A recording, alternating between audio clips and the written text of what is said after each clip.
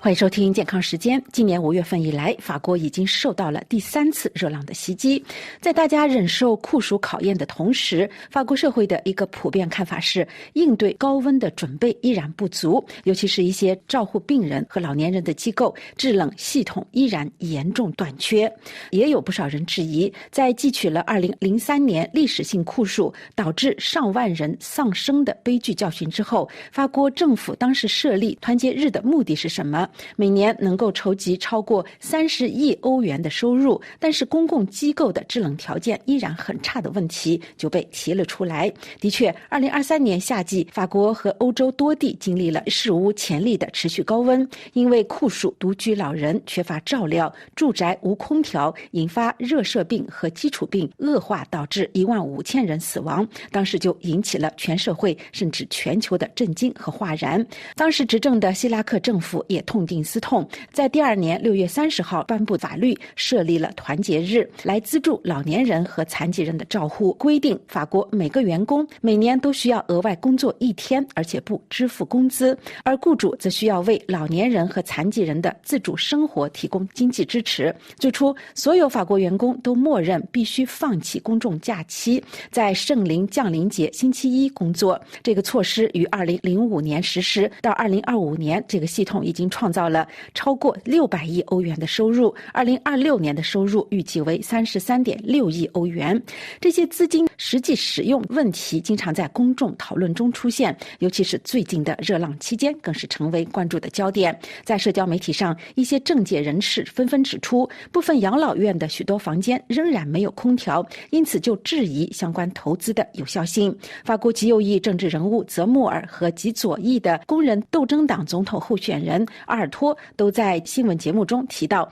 政府为什么没有将这笔钱用来给养老院、学校、托儿所和医院等机构安设空调的问题。那么这笔钱究竟用到哪里去了呢？法国多个媒体最近也对此进行了调查和报道。根据2024年6月30号颁布的法律，团结日是用来资助促进老年人和残疾人自主的行动。该法律并没有提到托儿所、学校或者医院，因此从法律角度来看，不能将筹集的资金用于投资这些机构的设备。此外，这项法律也没有明确规定必须资助的投资类型，而且其目标也从来没有包括安装空调或者建筑翻新这些具体的规定。解放报报道称，2020年之前，团结日的收益用于特殊的用途，其中40%的资金专门用来资助老年人的设施和服务，包括养老院、日间照护中心、独立生活公寓和居家护理。